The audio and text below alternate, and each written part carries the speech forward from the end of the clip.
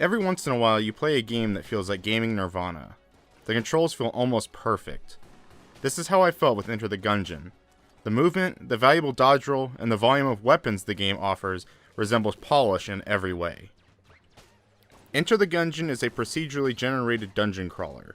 You'll be moving from various rooms trying to take down each of the unique enemies until you reach that floor's boss, in which these encounters are some of the game's best moments.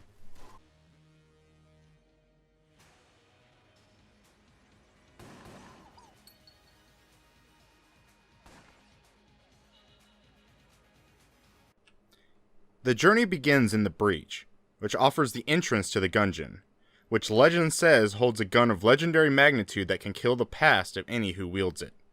4 heroes, a marine, a convict, a pilot, and a hunter, each with their own weapons and items, try to descend the Gungeon to find the legendary gun. Along the way in the Gungeon, you'll find other bystanders who had once lost their way. By helping them, you'll gain access to new shops and items. I'd say the most important shop, however, is the shop in the Breach. You can spend money found by defeating bosses to unlock new items and weapons to add to the loot pool the next time you enter the Gungeon.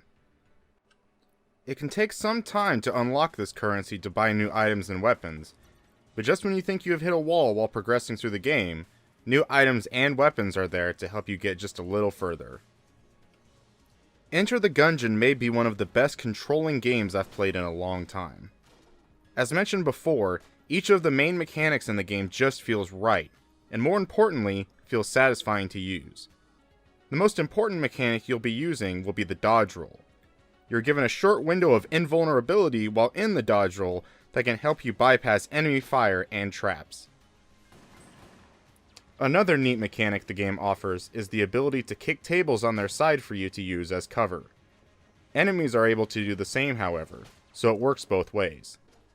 One of the game's most satisfying moments is bursting into a room guns blazing, dodge rolling, kicking up a table, and firing away. It gave me more satisfaction than any AAA action game could. Another item called blanks can rid the room of all bullets, and some enemies can even be knocked back by the blast. Blanks will be used when you feel overwhelmed by the amount of bullets and enemies on screen. Treasure chests can be found in the Gungeon, allowing you to find new items and weapons. These can be unlocked with keys found at the local shop on each floor, or as a random drop when clearing rooms. With the wide assortment of guns, you are never sure which one you are going to get, and finding a new weapon and not knowing just what it does until you use it on an enemy is fantastic. Mainstays, such as pistols, shotguns, and revolvers are here, but the most sought after weapons are the ones that are unique to the game. A mail gun, shaped like a mailbox, shoots envelopes out, and the final round in the chamber is an exploding box. While the light gun, which is vaguely familiar to an old NES zapper, shoots lasers and a flying duck. Finding new secrets in the Gungeon is a great surprise. Just when you think you've seen everything, a new gun or lost bystander appears to pique your interest. Enemies in the game are creative and well designed, and many of them resemble a bullet. Each enemy has their own unique movement pattern and their own way of attacking the player. Bullets, shotgun shells, ghost shells, and many more foes attack the player in random ways. My favorite part of the game are the bosses. A Gatling gun wielding bird, a Gorgon, and even a snake are just some of the crazy bosses that are found at the end of each floor.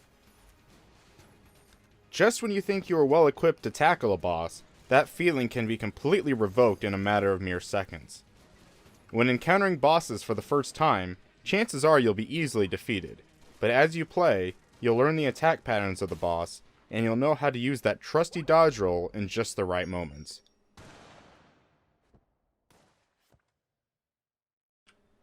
Presentation-wise, the game looks incredible with its numerous characters, guns, items, and enemies. The game runs great, with only an occasional frame rate dip here or there. When the frame rate dipped, it was never in the heat of battle. The game also offers local co-op. I didn't notice any changes in the performance in co-op, but the camera did become an issue. The game tries to follow both players at the same time, and if the two become separated, you'll be seeing a lot of the middle of the room, and less of the actual enemy's location. Music fits the game well, but other than the title theme, I didn't find the rest of the soundtrack to be all that memorable. Finally, the ability to quick start the game after the game is launched is a great feature that can put you right into the action before the game fully loads. Enter the Gungeon is a fantastic game that continues to offer surprises after hours and hours into the experience. The game feels satisfying to play and gives you the tools to succeed, and is up to you to master the skills. The crazy weapons, enemies, and bosses all lead to an experience that is worth playing, even if you aren't a fan of the genre.